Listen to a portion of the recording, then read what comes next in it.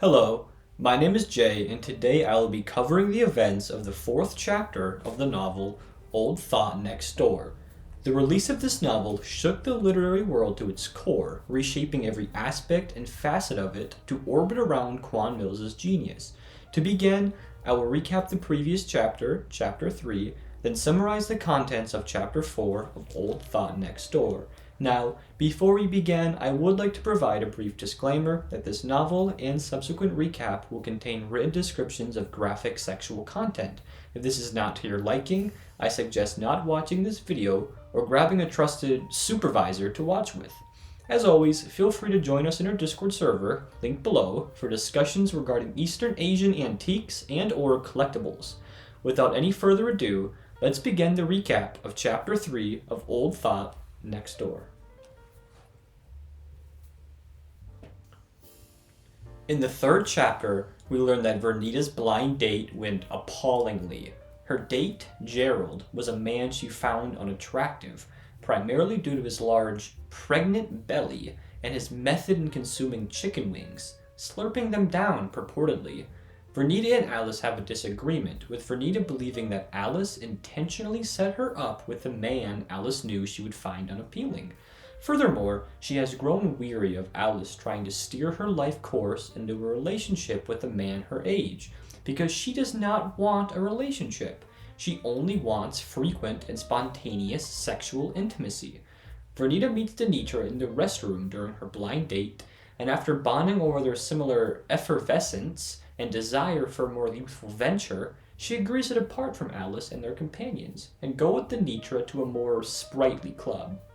Before they're able to leave, Vernita receives a cell phone call, in which an anonymous party, later revealed to be her second husband Percy, hurls insults and obscenities at her, and tells her she must come home, lest a tragic fate involving a firearm befall her.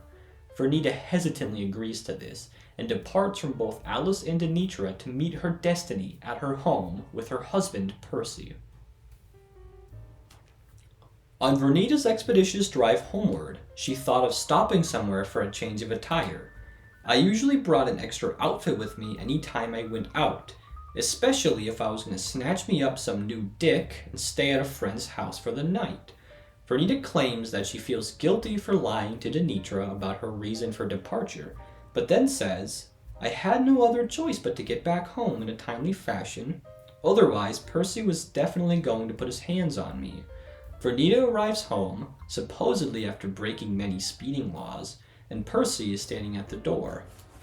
"When you got out?" I asked as I held tight to my purse. "I thought you weren't getting released until next month." "Bitch, you knew I was getting out today. Why the fuck you kept ignoring my phone calls?" Vernita claims she was aware of his release from prison, but that she was avoiding him.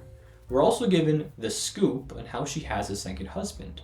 She met him during Clarence's extended stay in a nursing facility. Percy was Clarence's CNA, or clinical nursing assistant, and Vernita purchased marijuana from him on occasion. At one point, he asked Vernita out to have a drink, and a few drinks later, I was back at his apartment, slurping and riding his big, thick, veiny anaconda. Let me tell you though, child, this boy got some dick, you hear me? I'm all ears, Vernita. Percy was incarcerated in Joliet prison for armed robbery, serving 6 years.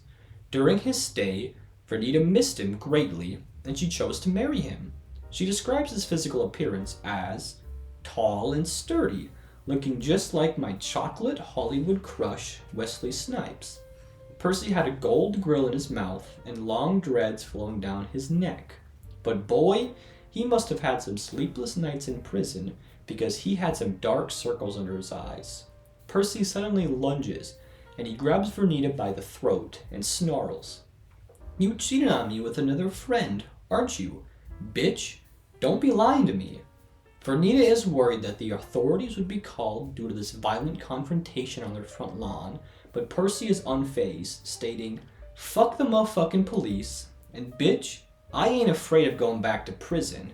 Finally, he inquires about Vernita's sultry garb and states, "Bitch, why you dress like you was out and about trying to get some dick?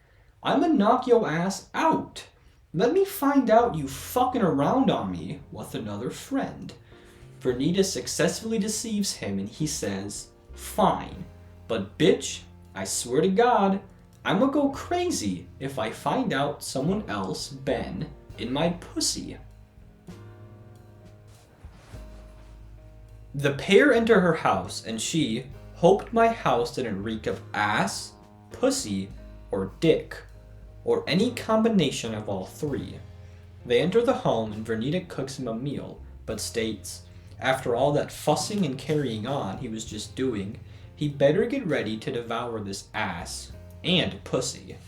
During his feast, Percy states that now, following his release, he intends to return to his felonious ways to earn a living. Vernita expresses her concerns about the risks involved and that she's willing to take care of him until he can secure a job, but he shouts at her, stating, I hate it when you fucking do that, and you be on that mama shit with me. You're my wife, not my mama. After Percy's meal, he demands that Vernita run him a hot bath. Vernita tells him she intends to clean up the kitchen beforehand, and Percy snaps and shouts, nah bitch, go run my bath right now. I'ma be done in a minute and I ain't got time to wait. Do as the fuck I say. After this altercation, Vernita states, I wished I would have never gotten married to him because I didn't like being locked down to one dick. Then, oh child, I was getting just so wet thinking about this bully ass thick dick that he was gonna give me. Then finally, I couldn't lie, but I did have a thing for felons. Markel had him a couple felonies too. Vernita fills the tub, then she goes to grab Percy. With him being asleep, Vernita enters the bathroom herself and she begins to disrobe, intending to bathe. Percy suddenly appears, stating, you ready for me to drop this dick off in you?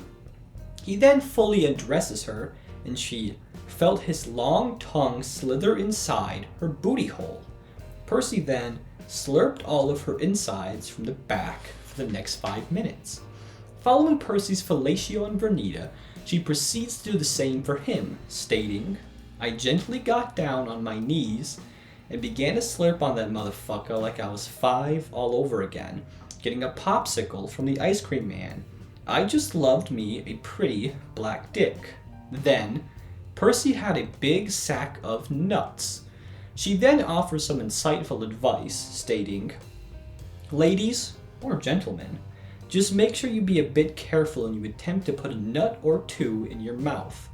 Gots to be very, very gentle. She then let my tonsils dance on that dickhead, or glands, until I took that motherfucker all the way down. Then Percy begins to engage in coitus with her. Vernita didn't even hesitate in throwing this pussy back on his rod and could feel myself cream all over his shaft.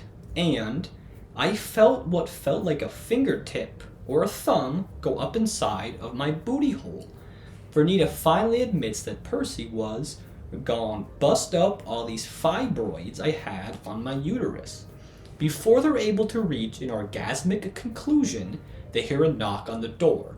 Following the knock, a masculine voice shouts for Vernita. Vernita pleads ignorance, yet the knocking and calling persists. Percy doesn't believe Vernita's pleas, preferring to accuse her of adultery, and he says, oh bitch, you motherfucking know. I knew you had another friend up in here. I'ma kill you and that friend, with the party at the door finally introducing themselves as none other than Markel.